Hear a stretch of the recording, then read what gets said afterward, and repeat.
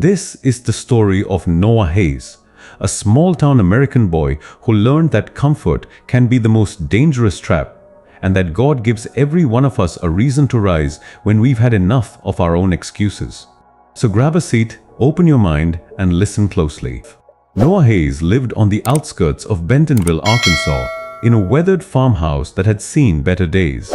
His dad ran a small patch of farmland, corn, a few cows, and enough vegetables to sell at the weekend market. Noah was smart, maybe too smart for his own good. He always found a shortcut. When his father asked him to feed the animals, Noah figured out how to tie a long rope from the barn door so he could open it without leaving the porch. When it was time to plow, he'd take a break every 10 minutes. He told himself he wasn't lazy, just efficient. But in truth, he hated sweat, dirt, and effort. His dad, Mr. Hayes, was the complete opposite. A man built by calluses, early mornings, and quiet faith. He'd say, "Noah, the land only gives what you're willing to work for." Noah would grin and reply, "Then I guess the land better start working for me." His dad just shook his head. "One day, son, life's gonna test you, and you can't outsmart hard work." Noah never believed that day would come. The summer that changed everything came like a hammer. Arkansas heat scorched the fields, and water was scarce. Noah's dad woke up one morning, dizzy and pale. By evening, the doctor told them he'd need weeks of rest. Suddenly, every chore fell on Noah's shoulders: watering, feeding, repairing, planting. He tried for a few days, but he wasn't ready. He overslept, skipped watering schedules, forgot to fix the fences, and when a storm hit, half the corn collapsed. Within 2 weeks, their field looked dead. The family's income gone. That night, Noah sat on the front steps staring at the dry land. The stars were bright, but his heart was heavy. He whispered, "Dad warned me." I was too lazy to listen. He looked through the window and saw his mother praying beside his father's bed. For the first time in his life, Noah felt smaller than his excuses. A week later, Noah went into town to pick up supplies. As he walked through Main Street, he saw a crowd gathering near the old courthouse. A soldier in uniform stood on the steps, reading from a paper. By order of the governor, there will be a statewide challenge held in Little Rock this weekend. 3 rounds: strength, problem solving, endurance. The winner receives $20,000 and a year of training under the governor's innovation program. The crowd buzzed. $20,000. That was more than his family made in 2 years. Enough to save the farm. Noah's pulse quickened. He could almost hear a voice whisper, "This is your chance." He stepped forward and said, "I'm entering." The people around him turned. A man laughed. "You? The kid who sleeps till noon?" A woman muttered, "Bless his heart, he wouldn't last 10 minutes." Noah clenched his fists but stayed quiet. That night, he told his father about it. Mr. Hayes smiled faintly from his bed. "If you truly mean it, son, go give it everything. Just remember, shortcuts won't win this one." Noah nodded. For once, he didn't joke back. The next morning before sunrise, Noah packed a small bag: water, bread, his dad's old watch, and his mother's Bible. He took the bus toward Little Rock, staring out the window as the farmland gave way to city buildings. He felt a mix of fear and excitement. He wasn't used to working hard, but this time, failure wasn't an option. When he arrived, the training grounds were filled with strong men and women from across the state: firefighters, farmers, athletes. Noah looked out of place. He wore worn-out boots and a dusty cap, while others stretched and trained. A tall competitor smirked. "Hey kid, you sure you're in the right place?" Noah smiled politely. "Guess we'll find out." The first challenge was at Lake Momel. Contestants had to cross the entire lake, about half a mile wide, any way they could. At the sound of the whistle, dozens of participants dove in. Water splashed, arms churned, and determination filled the air. But Noah didn't move.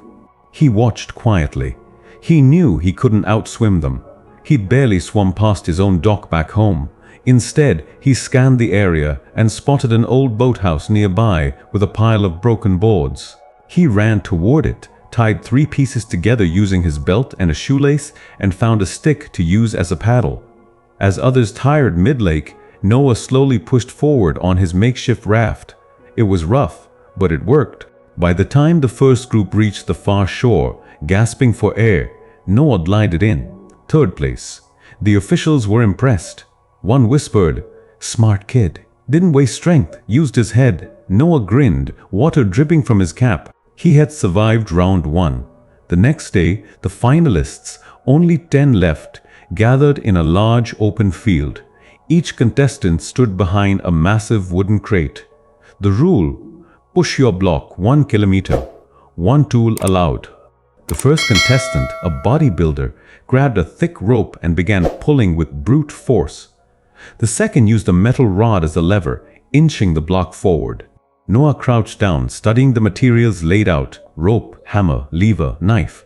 He remembered something his father once said while fixing a broken wheelbarrow: work smarter, not weaker. He picked up the knife. People in the crowd laughed.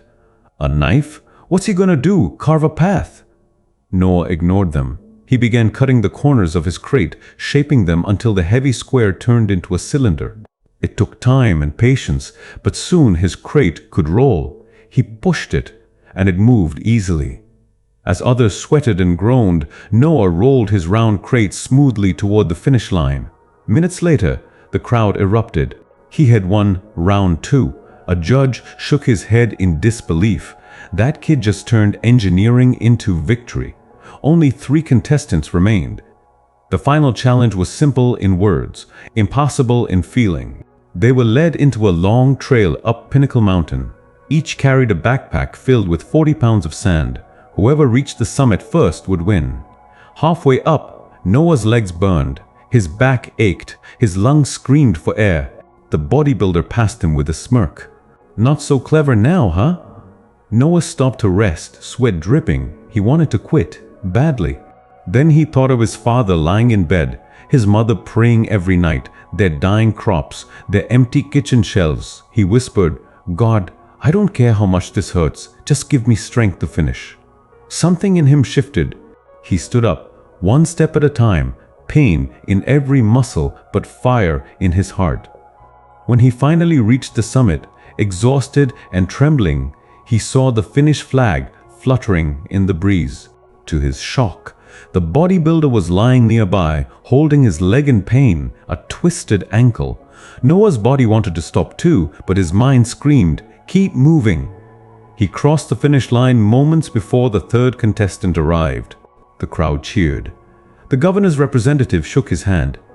"Congratulations, son. You didn't just win, you proved what determination looks like." Noah came home 2 weeks later with a check for $20,000 and a medal from the state. His father, now recovering, sat on the porch waiting. Noah knelt beside him, tears in his eyes. "Dad, I did it! We're going to fix the farm!" Mr. Hayes smiled proudly. "You didn't just fix the farm, son. You fixed yourself." Noah looked around the land he'd once taken for granted. It wasn't just dirt and crops anymore. It was a mirror, showing him how much a person can grow when they stop waiting for someone else to push them. Months passed. The Hayes farm came alive again, greener than ever. Noah built new irrigation systems, helped neighbors, and even started a local youth program teaching kids about creativity and discipline. One afternoon, a boy asked him, "Mr. Stumble, Hayes, how did you go from being lazy to being so hardworking?" Noah smiled. "Because one day I realized nobody's coming to save me. If I wanted change, I had to become it." The boy nodded quietly, inspired. Laziness isn't just lying around. It's surrendering your purpose to comfort, and comfort feels safe until it costs you your dreams. Noah Hayes learned that the moment he stopped living for others' opinions, the moment he stopped running from responsibility, he met the real version of himself, the one God had planned all along. So if you feel stuck, tired, or unmotivated right now, remember, you don't need to be perfect. You don't need to have it all figured out. You just need to start. One step, one choice, one honest effort at a time. Because effort compounds. faith compounds. And one day, you'll look back and realize that your story, your struggle, was the turning point all along. This was Stop Living for Others, Overcome Your Laziness, Prove Yourself, powerful story of a lazy boy. And if this story touched your heart, don't forget to like, comment, share, and subscribe for more powerful motivational stories every week.